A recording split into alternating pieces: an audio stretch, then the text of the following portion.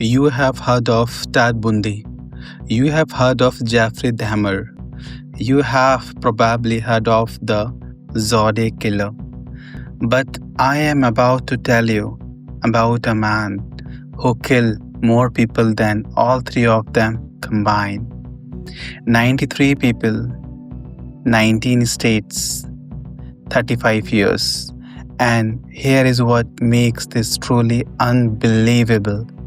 The FBI only found out because a Texas Ranger had a hunch. His name was Samuel Little, and this is a story of how he killed 93 people and why America let him do it. Samuel Little was born in 1940 in a small town in Reynolds, Georgia.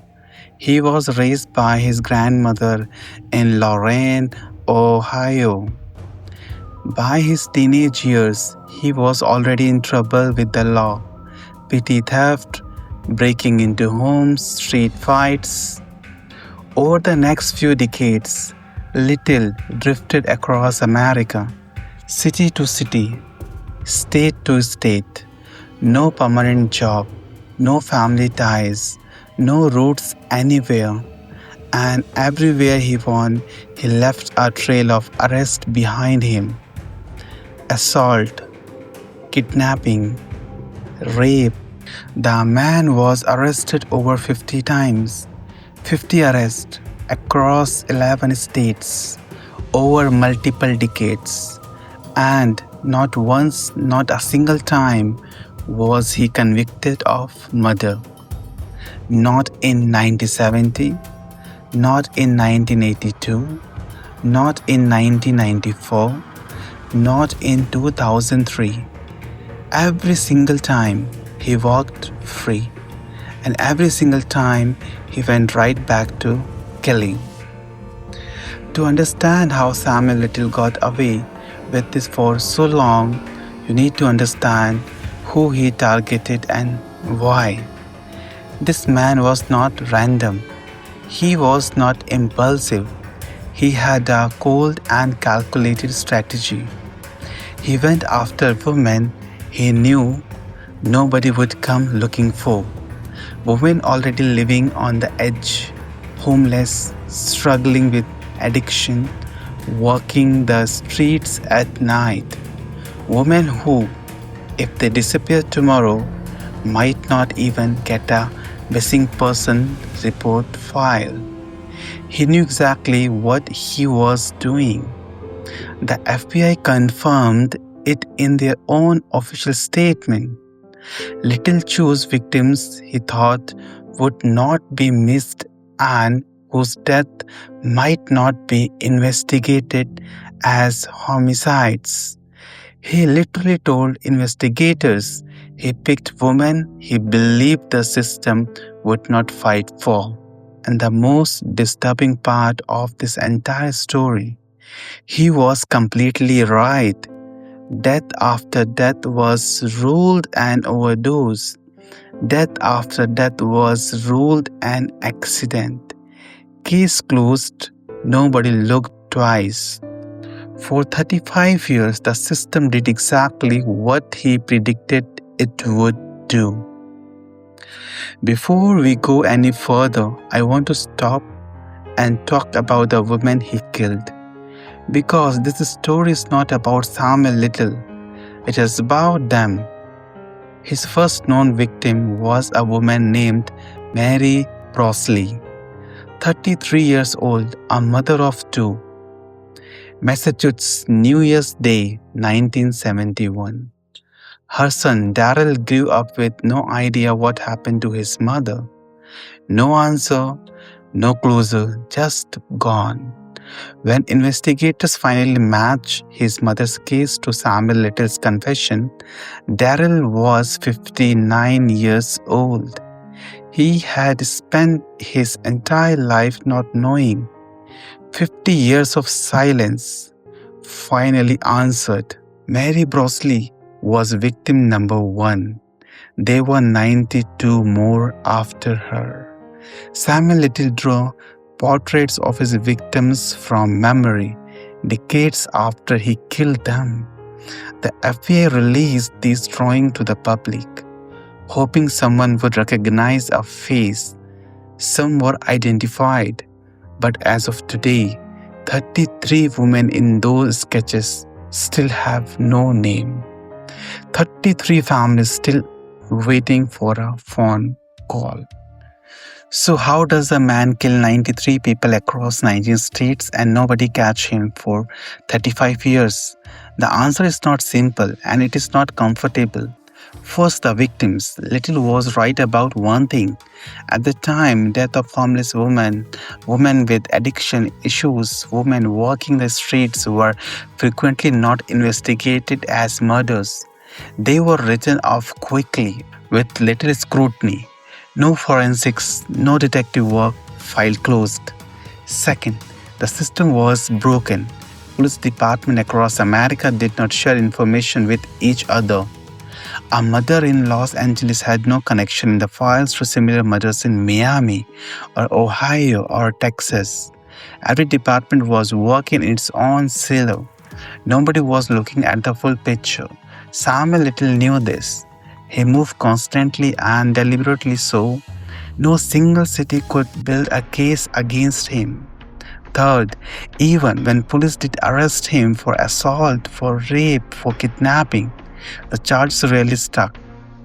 Witnesses recanted, evidence was lost, cases were dropped, 50 arrests, not one murder conviction. The system was hiding him a free pass, and he knew exactly what he was doing with it. The moment everything changed had absolutely nothing to do with the murder. 2012, Louisville, police picked Samuel Little up in a homeless shelter on an outstanding drug charge from Mississippi. Routine, completely routine.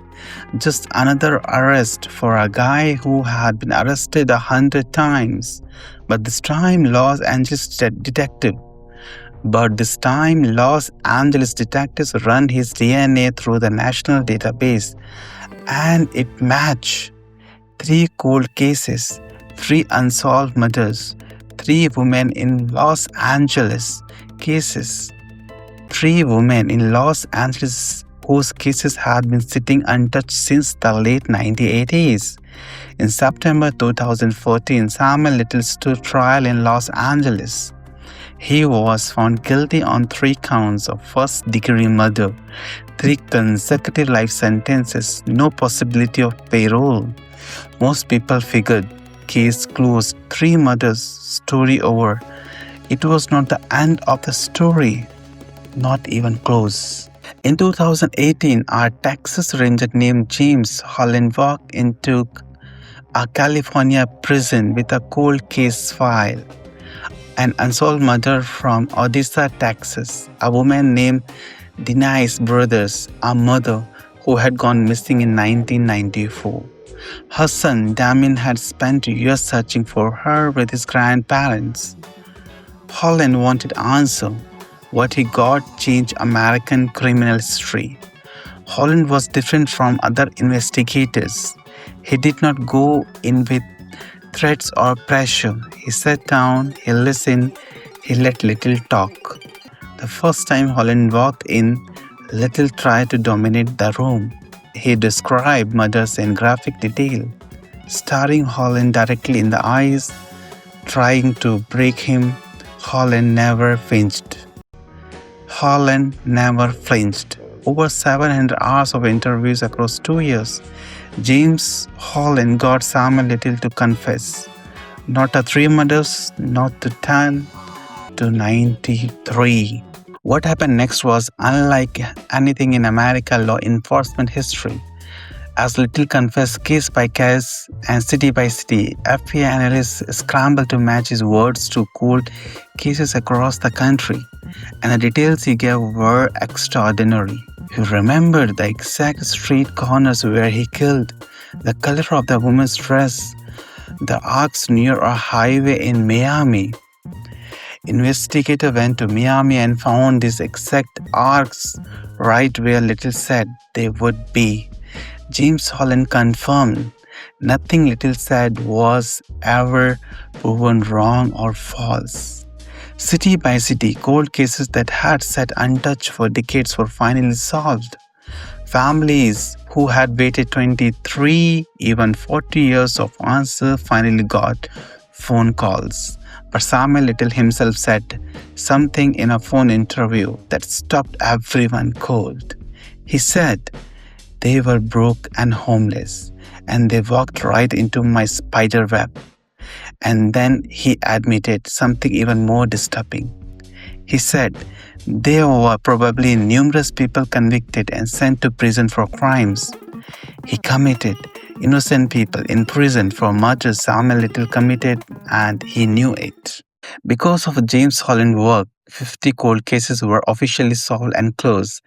Judges and prosecutors across America finally closed files that had been open for decades. Samuel Little pleaded guilty to additional murders in Ohio, Texas, and Mississippi. In October 2019, the FBI made it official. Samuel Little is the most prolific serial killer in United States history. All 93 his confessions have been reviewed. 50 have been confirmed by evidence. Investigators believe all 93 are credible. He was already serving 3 life sentences when the additional confession came in. Every new guilty plea added to a sentence he would never finish anyway.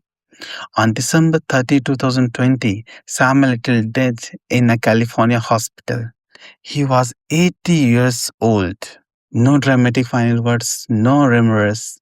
Texas Ranger James Holland said simply, he had no remorse. I had to convince him. I was okay with that. I just needed him to talk, and that is what he did. Here is what I need you to take away from this story. Samuel Little was not a genius. He was not some brilliant and untouched predator. He was a drifter with 50 arrests who got away with 90 murders because America decides his victim did not matter enough to look for. 93 women, and the system failed every single one of them before Samuel Little ever got to them. That is not a story about one evil man. That is a story about all of us, about who we decide to protect, about who we decide to look for, and we do not. And right now, today, as you are watching this video, 33 of these victims still have no name. If this story hit you the way it hit me, subscribe because there are more stories like this one. Stories that did not make the front page, stories about people America forget. I'm going to keep telling them